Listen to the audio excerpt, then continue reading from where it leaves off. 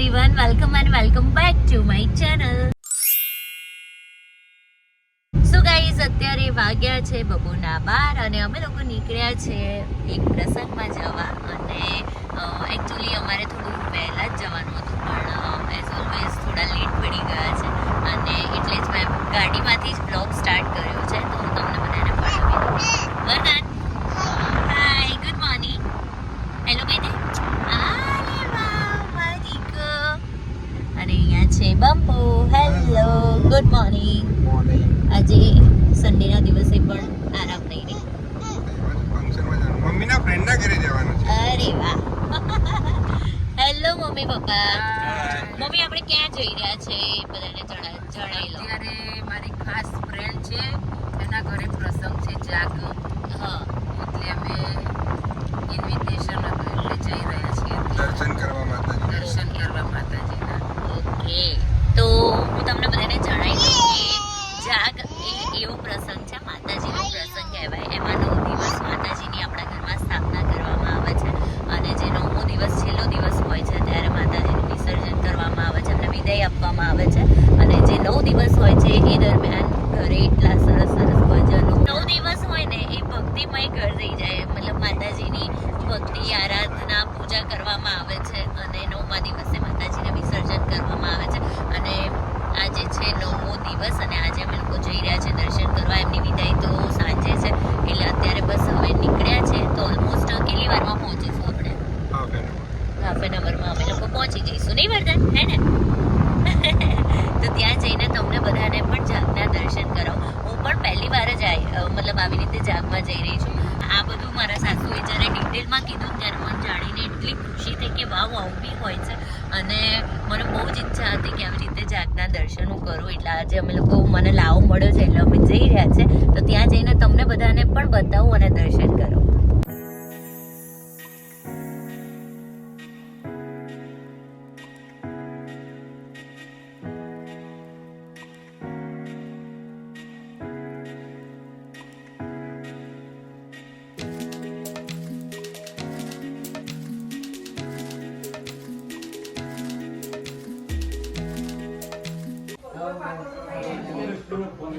તો ગાઈઝ આપણી જોડે જયભાઈ છે જેમના ઘરે માતાજીના જાગ જે છે એ કરવામાં આવે છે, ઉજવણી એની કરવામાં આવી રહી છે અને 9 દિવસથી જયભાઈએ ઉપવાસ કર્યો છે. એમાં એવું છે કે 9 દિવસ તમારે કંઈ નહીં કરવાનું હે ને, એટલે આનું મહત્વ શું છે ને એ તો એ જ સારી રીતે તમને જણાવી શકશે તો તમે સાંભળો.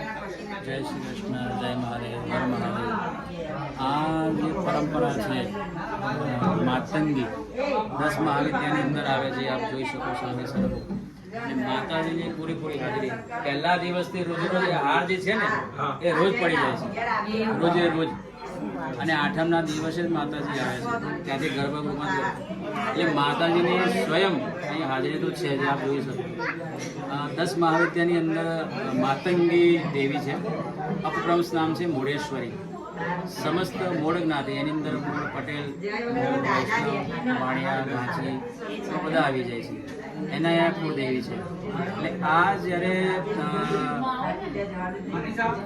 બટુક જેની જનોઈ હોય એની તરફ પૂર્વે અમે આવી રીતે ઝવેરા જે અમારા પૂર્વજો જે પરંપરા હતી એ પ્રમાણે આવી રીતે ઘટ સ્થાપના કરીએ અને ઝવેરાનું નીચે આવી રીતે ઘટ સ્થાપના કરીએ.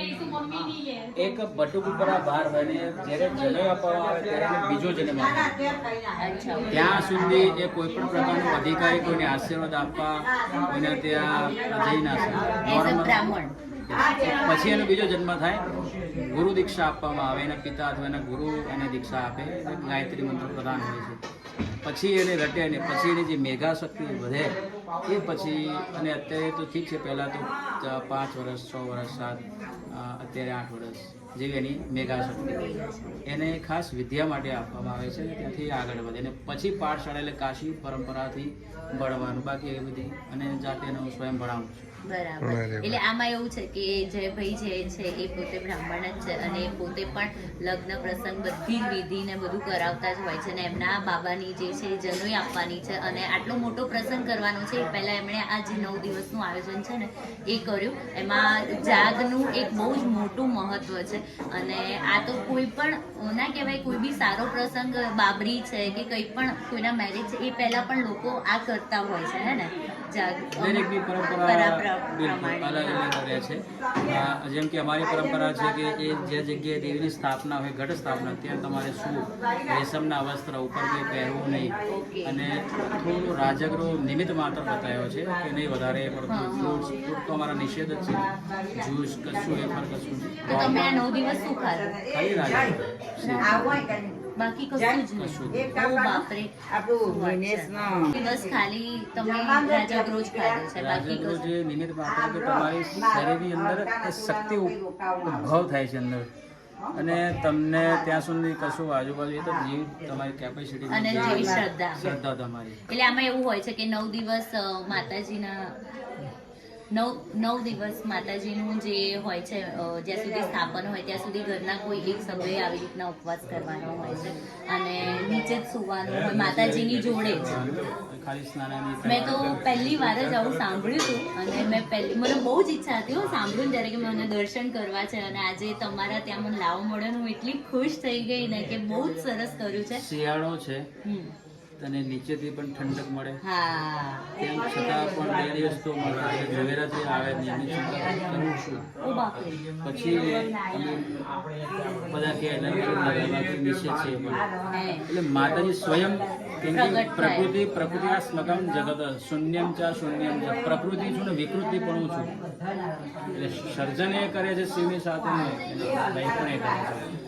પ્રકૃતિ એક બધાને એક સંદેશો પણ આપવા માંગુ છું કે પ્રકૃતિની પૂજા ક્યાંય બતાવી નથી કે ઝાડને ક્યાંય તિલક નથી કરવાનું, જ્યાં ત્યાં થૂકવું નહીં, એ દેવીની પૂજા છે. જ્યાં ગંદકી ના કરવી એ દેવીની પૂજા છે. દેવી અથર્વશીર્ષનું આખું આ વર્ણન છે. પ્રકૃતિ આ સ્મગમ જગત. પ્રકૃતિની વિકૃતિ પણ હું છું. એટલે સ્વયં માતાજી પ્રગટ થયા છે એવું જ આમ ફીલ. અને આમ ના કહેવાય અહીંયા આવ્યા છે ને તો આમ એટલી મસ્ત વાઇબ્સ આવી રહી છે, આમ એટલી પોઝિટિવ અને મનને એટલી શાંતિ મળી રહી છે.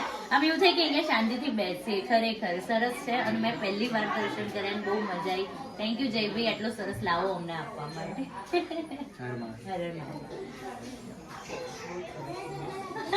Thank you. તો ગાઈઝ અહીંયા અમે ટેરેસ ઉપર આવ્યા છે અને જયભાઈએ અહીંયા યજ્ઞશાળા બનાવી છે જ્યાં એ લોકો રેગ્યુલર યજ્ઞ કરે છે અને એમનો જે બાબો છે એને પણ બધું જ અહીંયા જ શીખવાડે છે. અને આટલું બધું મતલબ આ જમાનામાં એટલે મોડર્ન વેમાં આપણે હોઈએ ને તો કંઈક અલગ જ સેટઅપ કરીએ, પણ આમને આટલું સરસ સેટઅપ કર્યું છે એટલે એની જે વાઇબ છે ને એ જેટલી સરસ આવી રહી છે ને મને તો બહુ જ સરસ લાગ્યું આ બધું જોઈને. તો ગાઈઝ અમે લોકો બસ હવે નીકળ્યા છે ઘરે જવા માટે. અત્યારે વાગ્યા છે 3:30 પોણા 4. મસ્ત અમે લોકો બેઠા, પછી ખાસી બધી વાર જમ્યા પછી બેસીને વાતોચીતો કરી, ઘણું બધું નવું જાણ્યું અમે લોકોએ. બહુ જ મજા આવી ગઈ અને બધું નોલેજ આપ્યું. હા, ખાસું એવું નોલેજ આપ્યું અને ના કહેવાય કે મારા માટે તો આ ફર્સ્ટ ટાઈમ જ હતું. મેં દર્શન કર્યા અને મને તો આ બધું જાણવું બહુ જ ગમે અને બહુ મજા આવી ગઈ. અને મેં તો એટલા બધા પ્રશ્નો કર્યા હતા, મને બહુ મજા આવે બધું જાણવાની. એમણે બધું જ આમ સારી રીતે ના કહેવાય સમજાયું. અહીંયા સામે અરિજીત સિંહ નો લાઈવ. હા, જો આજે લાઈવ કોન્સર્ટ છે અરિજીત સિંહ નો. એટલે અહીંયા તો મને લાગે છે જે લોકો પાસ લઈને આવે ને ત્યાંથી જ અહીંયા એન્ટ્રી હશે, કારણ કે હમણાં પાર્કિંગ, ઓ બાપરે 6 નંબરનું પાર્કિંગ જ અહીંયા છે. એટલે ખાસા એવા પબ્લિક આવવાની હશે. અત્યારથી રસ્તેથી જ આવ્યા ને ત્યારે અમે ત્યાં જોયું હતું ને તો એટલું મસ્ત ના કહેવાય બધું આયોજન કર્યું છે ને, સરસ હશે. અને તમને કેવું ગમે કોન્સર્ટમાં? બધાને ખબર જ છે મને પાર્ટી ગમતું નથી, કોન્સર્ટ ગમતું નથી. એટલે આપણે આવી રીતે કોન્સર્ટમાં તો નહીં ગયા હે ને હજુ એક બી વાર. કોન્સર્ટમાં અમે નથી ગયા અને મારી કોઈ ઈચ્છા જ નથી. આપણે આમ મસ્ત ના કહેવાય ઘરે બેસીને શાંતિથી મ્યુઝિક સાંભળો એ વધારે ગમે. આટલી ભીડ, 6 નંબરનું પાર્કિંગ એટલે કેટલું બધું હશે, પબ્લિક કેટલી હશે, ઓ બાપરે. ના મજા આવે. 2025 નો ફર્સ્ટ ફર્સ્ટ કોન્સર્ટ અને બંપુને તો સિંગિંગ નો બહુ જ શોખ છે એટલે એમને તો બહુ મજા આવે નહીં અને મને મજા આવે. હા એકવાર જાવ તો મજા આવે. ના આટલી ભીડમાં તો હું ના જ જોઉં યાર. સોનુ નિગમ નો તો તાર તો આવી હતી. ના આમાં કીધું તમે નહીં, ગયા. એક જ શોખ છે અને મસ્ત મસ્ત સારું સારું કરવાના અને પીઝા બર્ગર ના મમ્મી તો પણ મને ભીડ વાળી જગ્યાએ ઓછું જવું ગમે. મને આટલી બી, મને. આટલી ભીડમાં આપણને ના ગમે. એના કરતા એવું થાય ઘરે બેસીને શાંતિથી જોવું Enjoy સારું. કરીએ હા, શાંતિ. ઘણી વાર પંપુ ક્રિકેટ જોવા જાય ને તો પણ એ કહે કે ચલ તું, પણ હું ના જ પાડું. ના ભીડમાં ના મજા આવે આપણને. પણ બહુ જ સરસ રીતે એમને બધું સમજાવ્યું અને ફર્સ્ટ ટાઈમ આવી રીતે જાગના દર્શન કર્યા અને બહુ મસ્ત લાવો મળ્યો. શાંતિથી બેસીને બધું જાણવાનો, સાંભળવાનો, દર્શન કરવાનો બહુ મજા આવી ગઈ. તો બસ હવે ઘરે જઈએ છીએ અમે, નહીં વર્ધન? હે ને?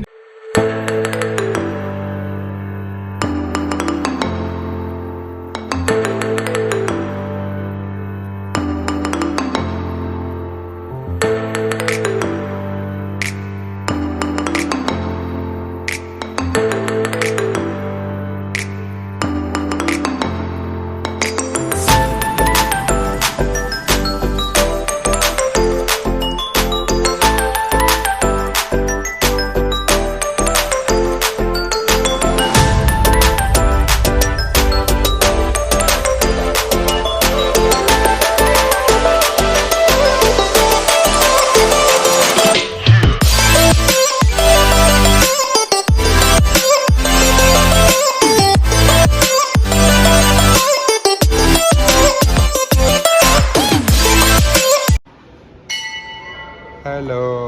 સો ગાઈઝ અત્યારે અમે આવ્યા છે ગિયોડ અંબેમાના મંદિરે દર્શન કરવા માટે. ત્યાંથી થોડું નજીક જ પડતું હતું મંદિર એટલે અમને કહ્યું કે જતા આવીએ, દર્શન કરતા આવીએ. અને અમારા વર્ધનભાઈ તો હાલી કરી ગયા છે.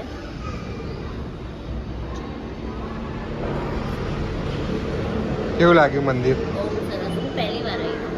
તું પહેલી વાર આવી? હા નહીં. ફર્સ્ટ ટાઈમ આવી. મને બહુ ઘણી વાર કહેતા હતા કે ગિયોડ દર્શન કરવા જવા જેવું છે. કેમ કે એ છે ને અહીંયા પણ બહુ જ પહેલા ચાલતા ચાલતા બધા ફ્રેન્ડ સાથે આવતા હતા. યસ. હે ને? આપણા શરદ પૂનમ હોય ને ત્યારે. શરદ પૂનમ. આપણા ઘરથી તો કલાકના થાય. શું કલાક? ગાડીમાં 40 કિલોમીટર. 40 40 કિલોમીટર. કિલોમીટર. તો તમે ચાલતા ચાલતા ક્યારે નીકળો ને ક્યારે રાત્રે 10-11 વાગ્યાની આસપાસ નીકળતા હતા નહીં? સવારે પહોંચી સવાર 5-6 વાગ્યા 6 વાગ્યાની આરતી હોય અહીંયા. એ આરતીનો બહુ જ મજા આવે. 6 વાગ્યા સુધી પહોંચી જઈએ સવારે. 10-11 વાગતા નીકળીએ, સવારે 6 વાગે પહોંચી જઈએ. બાપરે. સરસ સરસ.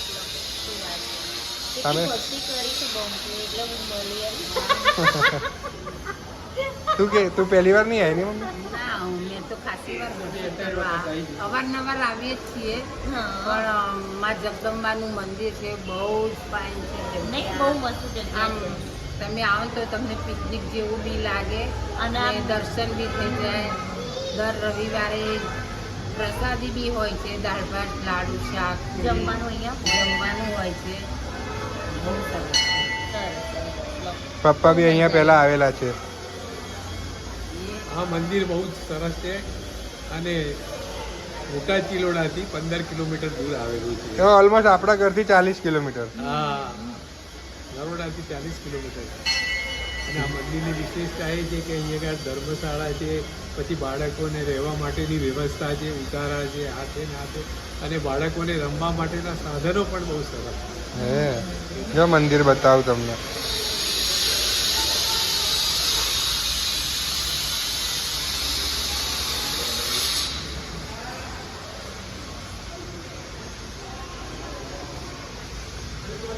અમે ઘરે આવી ગયા છે અને હું ફ્રેશન અપ થઈ ગઈ છું. અત્યારે વાગ્યા છે સાંજના 6:30 અને હવે જોઈએ ડિનર માટે શું તૈયારી કરીએ. હવે પતિદેવને પૂછીએ કે પતિદેવને શું જમવું છે. આજે સન્ડે છે તો એમની ફરમાઈશ આપણે પૂરી કરીશું. What you want to eat? શું ખાવું છે? તમને પૂછ્યું છે મેં. આલુ પરોઠા. આલુ પરોઠા આલુ પરોઠા આપણે હમણાં જસ્ટ ઘરે આવ્યા, અત્યારે આલુ પરોઠા ખાવા છે ખરેખર?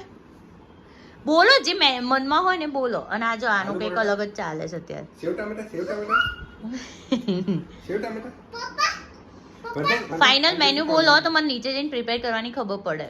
સેવ ટામેટાનું શાક ભાખરી. ઓકે વર્ધન, તને યે! તને શું ખાવું આને છે? કરાય, આને કરાય. પિઝા ના હોય. વર્ધને શું ખાવાનું? ના. તને પિઝા ખાવાનું? ના. કોણ જોડે ખાવાનું? મમ્મા જોડે કે વર્ધન જોડે? મમ્મા જોડે? વર્ધન માટે પિઝા કોણ બનાવે? કોણ બનાવશે? આ આંટી કે છે.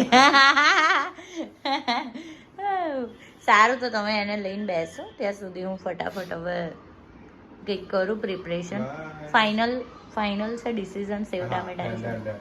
ઓકે ચલો બાય, બેસો ત્યાં તમે, બાય. હું કરી રહી છું ભાખરી. ખીચડી થઈ ગઈ છે અને અહીંયા છે સેવ ટામેટાનું શાક. એકચ્યુઅલી ખીચડી મારા સાસુમાં માટે બનાવી છે મેં. એ મમ્મીને ઓછું ભાવે નહીં, મમ્મી સેવ ટામેટા હા ઓછું ભાવે. અને અમને બધાને એમના હાથનું સેવ ટામેટાનું શાક બહુ જ ભાવે. મમ્મી એટલું મસ્ત બનાવે ને સેવ ટામેટાનું શાક. હું અત્યાર સુધી આવીને પણ હજુ સુધી મમ્મી મને કેટલી વાર શીખવાડ્યું, પણ હું એમ જ કહું મમ્મી તમે બનાવો ને તમારા હાથનું ખાવું છે. મસ્ત બનાવે મમ્મી. અને અહીંયા એટલી સરસ સ્મેલ આવી રહી છે. થોડું છે ને આ રસો થોડો ઘાટો થાય ને પછી એમાં સેવ નાખી દેવાનું. હે ને આમાં ખાલી લસણ અને લાલ મરચું ભરપૂર માત્રામાં હોય તો મજા આવે. અને જ્યારે આ શાક બને ને એટલે બધા એને છીકો બહુ આવે, ઉધરસ બહુ આવે. જો પપ્પાનો અવાજ આવ્યો. એટલે આપણે જલ્દી જલ્દી આની રેસીપી શેર કરીશું. ચલો, બાકી મજા આવે નહીં હારું શિયાળામાં હા, બહુ ખાવાનું. મજા આવે. આપણે છે ને જલ્દી જલ્દી આની રેસીપી શેર કરીશું બધા જોડે. હા. ડિનર કર્યા પછી હું જ્યારે મતલબ ડિનર કરવા બેઠા ત્યારે મેં જોયું ને તો ફોનમાં બેટરી જ નહીં અને ફોન જ સ્વિચ ઓફ થઈ ગયો હતો. અને પછી ચાર્જિંગમાં મૂક્યો એટલામાં મારા જેઠ ને જેઠાણી ને એમની છોકરીઓને બધા આવ્યા. તો વર્ધન એમની જોડે રમવા લાગ્યો ને હું બિઝી થઈ ગઈ એમની સાથે વાતોચીતો કરવામાં. અને એમાં બ્લોગ લેવાનું જ ભૂલી ગયા. અને બસ દેટ્સ ઇટ. અને પછી ઉપર આવીને વર્ધનને ફ્રેશ કર્યો. હું બી ફ્રેશ અપ થઈ હવે સૂઈ જવું છે. સખતની ઊંઘ આવી રહી છે. તો મળીએ કાલે. હોપ સો કે તમને આ બ્લોગ ગમ્યો હોય તો લાઈક શેર એન્ડ ચેનલને સબસ્ક્રાઈબ કરવાનું ના ભૂલતા. Thank you so much. Bye bye.